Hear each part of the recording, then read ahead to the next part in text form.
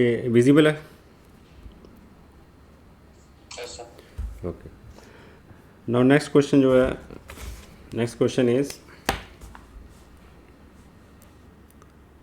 1 kg of ice at -5 degrees Celsius is exposed to atmosphere at 20 degrees Celsius. Assume ice melts and comes into equilibrium. Find the entropy change of the universe. Now in this question we have given that 1 kg ice है, मतलब 1 kg of ice cube पड़ा है, वो atmosphere में हमने उसको रख दिया, जिसका टेम्परेचर नॉर्मल एटमॉस्फेयर में जो टेम्परेचर है वो है 20 degree Celsius. Now initially the temperature of ice cube is -5 degree Celsius. Now obviously ये टेम्परेचर कम है, ये टेम्परेचर ज़्यादा है जहाँ पे इसको हमने रखा है, तो क्या होगा, heat will flow from the atmosphere to the into the ice cube. ये टेम्परेचर ज़्यादा है, यहाँ से हीट इसमें जाएगी, फ्लो होगी. Process will complete within 3 steps. पहले आइस का टेम्परेचर इंक्रीज़ होगा 0 डिग्री तक, फिर 0 से लेकर 0 तक फेस चेंज होगा, फिर 0 से फेस चेंज होने के बाद 0 डिग्री वाटर से 20 डिग्री वाटर हीट होगा वो. तो ये 3 प्रोसेस में कंप्लीट होगा. After 3 process it will come into thermal equilibrium. ये याद रखना है. सो अल्टीमेटली हमने फाइंड करना है कि टोटल एंट्रोपी चेंज कितना होगा यूनिवर्स का इस पूरे प्रोसेस में. So let us start with the question. Now हमें यहाँ पे जो है जो गिवन जो हमें डाटा दे रखा है, first is mass of ice m1 is equal to 1 kg. Specific heat of ice हमें दे रखी है यहाँ पे 2.1 kilo joules per kg. Specific heat of water भी दे रखी है 4.2 किलो जूल्स पर kg, और हमें लेटेंट हीट ऑफ आइस भी दे रखी है 334 किलो जूल्स पर kg. ये सारा कुछ दे रखा है हमें. So first is mass is this. Specific heat of ice is C1 is equal to 2.1 kilojoules per kg, and latent heat of ice is 334 kilojoules per kg. ये हमें दे रखा है. सेकंड जो है एटमॉस्फेयर का टेम्परेचर हमें जो इसका टेम्परेचर आइस का भी दे रखा है. T1 is -5 degree Celsius plus 273, so it becomes 268 kelvin. अब दूसरी तरफ हमें क्या दे रखा है, C2 दे रखा है. Specific heat, specific water is 4.2 kilo joules per kg. M2 mass 1 kg same water के लिए. उसके बाद T2 0 डिग्री, सो ये बिकम 273 डिग्री केल्विन. उसके बाद थर्ड टेम्परेचर हमारा क्या है, T3 is equal to 20 degree Celsius, so it becomes 273 plus 293 kelvin. तो ये हमें दे रखा है सारा कुछ. Now let us start with the numerical. Now first is heat absorbed by the ice till it comes to the thermal equilibrium. कितनी total heat absorb करेगा वो हमने निकालना है पहले. Number 1, heat absorb by ice cube till it comes to thermal equilibrium. कितनी heat वो absorb करेगा. It will come into thermal equilibrium after 3 steps, मैंने आपको बताया था. तो वो सारा हमने इसमें हीट ऐड करनी है. सो टोटल हीट जो आएगी इसकी, this will be equal to, पहले तो क्यू ऑफ आइस जो इसको हीट करना है, फिर लेटेंट हीट, फिर क्यू ऑफ वाटर. ये 3 स्टेप्स में जितनी भी हीट है उसको सबको ऐड करना है हमने. तो मास को रहने देते हैं. मास तो 1 kg है, तो सिंपली यहाँ पे चेंज करो उसका C1 इंटू इसमें specific heat multiplied by temperature change जितना भी है. सो यहाँ पे आ जाएगा आपका T0 minus T ice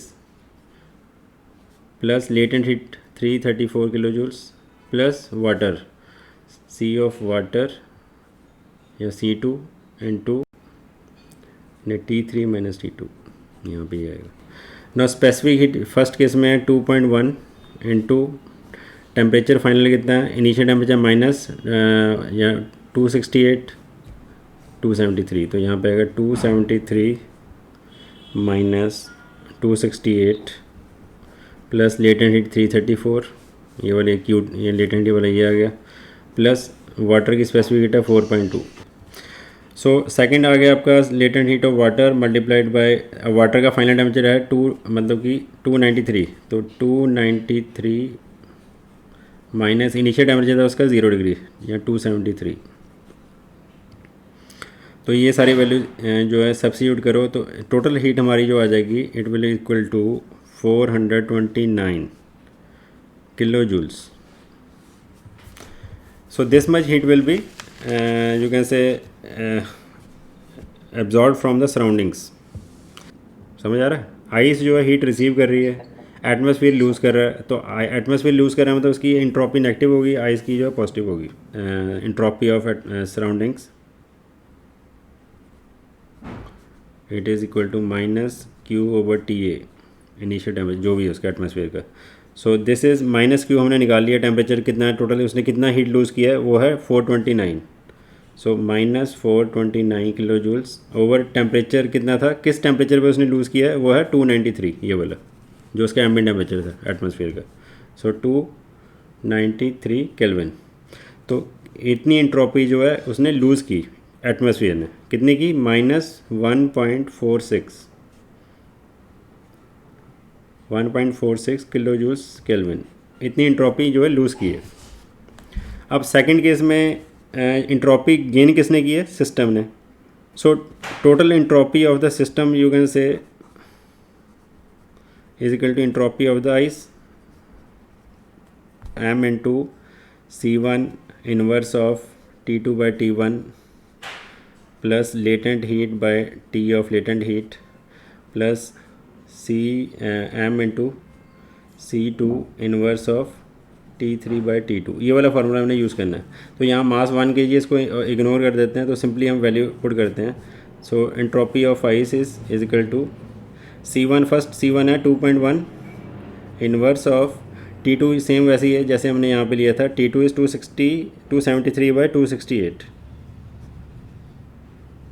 8 plus latent heat कितनी थी 334 बाई टेम्परेचर कितना था 268 यहाँ पे लेटेंट हीट का temperature plus 4.2 in case of water inverse of यहाँ पे टेम्परेचर जो T3 था वो था ये 293 बाय T2 कितना था 273.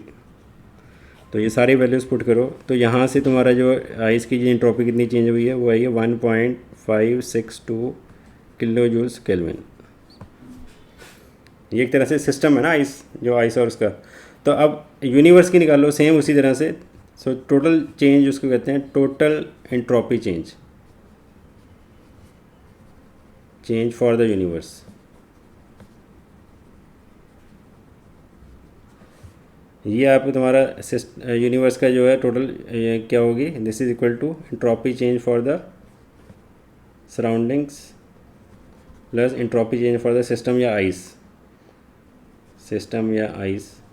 सो दिस इज इक्वल टू, इसमें सराउंडिंग्स का कितना था -1.46 प्लस इस केस में सेकेंड वाला कितनी थी 1.562. सो टोटल चेंज यूनिवर्स का कितना आया देख है. हाँ देखो कितना आएगा. तो ये अब देखो यहाँ पे दोबारा मैं रिपीट कर रहा हूँ. टोटल इंट्रॉपी चेंज निकालनी यूनिवर्स की कितनी आएगी, तो वो आएगी तुम्हारी delta S universe is equal to delta S of surroundings जो हमने पहले निकाली है plus delta S of system या आइस जब मेल्ट हो रही है वो पूरा सिस्टम था एक उसका, उन दोनों का जो है समिशन सम करके जो भी एंड में हमारा जो फाइनल रिजल्ट है वो that will be the total entropy change for the universe. अब एक यहाँ पे नेगेटिव है एक पॉजिटिव है, दोनों को हमने जो ऐड करके जो हमारा आंसर आएगा वो it will be positive 0.097 kilo joules per degree kelvin. So this is the total change for the universe. ये इंक्रीज़ हुई है. अब यूनिवर्स मोस्टली इंक्रीज़ ही होगा, वो कभी कम नहीं होगा entropy change mostly. So I think ये क्लियर हो गया. वो ये तो पहला वाला क्वेश्चन उसी तरह से सिमिलर उसी तरह से किया हमने, जस्ट ये एक फार्मूला उसमें नया ऐड हुआ है कि entropy change for the you can say during phase change या for the pure substance.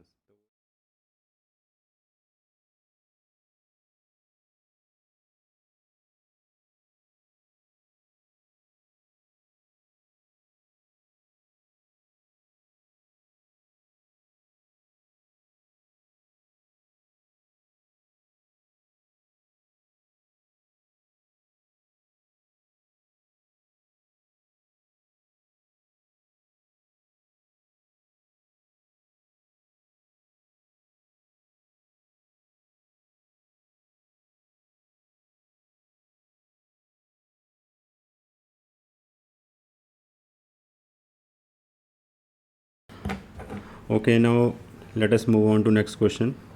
Now in this question, 2 kg of water at 80 degrees Celsius is mixed adiabatically with 3 kg of water at 30 degrees Celsius during a constant pressure process which is happening at 1 atmospheric pressure. Now we have to find the increase in entropy of the total mass of water due to mixing process, and given specific heat of water is 4.2 kilojoules per kg per degree Kelvin. Now in this question we need to find the increase in entropy of the total mass of water due to mixing process. Now we are going to mix 2 kg of water which is initially at 80 degrees Celsius and is mixed adiabatically with other 3 kg water which is initially at 30 degrees Celsius, and the process is constant pressure process. Now let us first write down the what we have given with.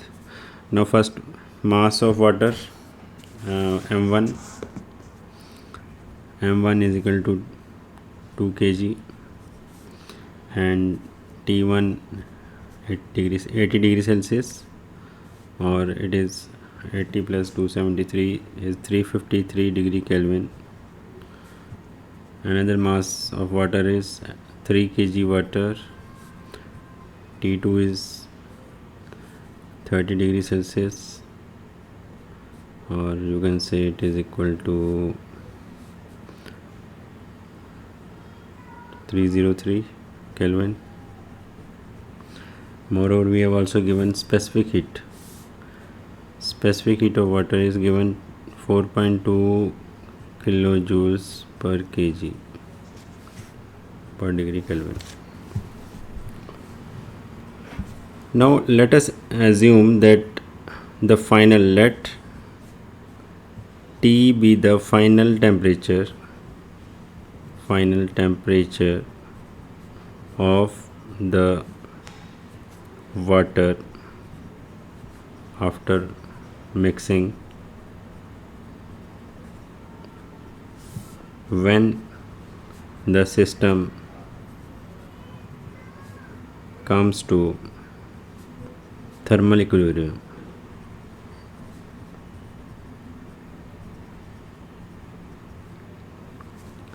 So it means the amount of heat which is given off by the 2 kg water at 80 degrees Celsius is equal to the amount of heat which is received or which is absorbed by 3 kg water at 30 degrees Celsius. So we will equate the two equations. So m1 into specific heat of water into T1 minus T is equal to m2 specific heat of water T minus T2. So mass m1 is 2 kg, specific heat is 4.2, T1 is 353 Kelvin minus T, this is equal to 3 kg into 4.2 and multiply by T minus 303 Kelvin. So cancel out 4.2 from both sides. So we left with 2 into 353 minus 2t, this is equal to 3t minus 3 into 303. So separating out the terms, so this becomes 5t is equal to 909 plus 2 into 353. Now on solving, the temperature, the final temperature or equilibrium temperature is 323 Kelvin.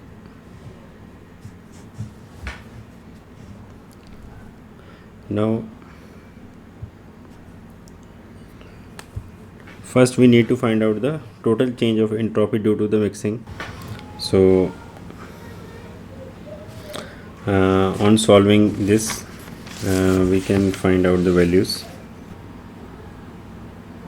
So this becomes minus 0.7437 plus 0.8029.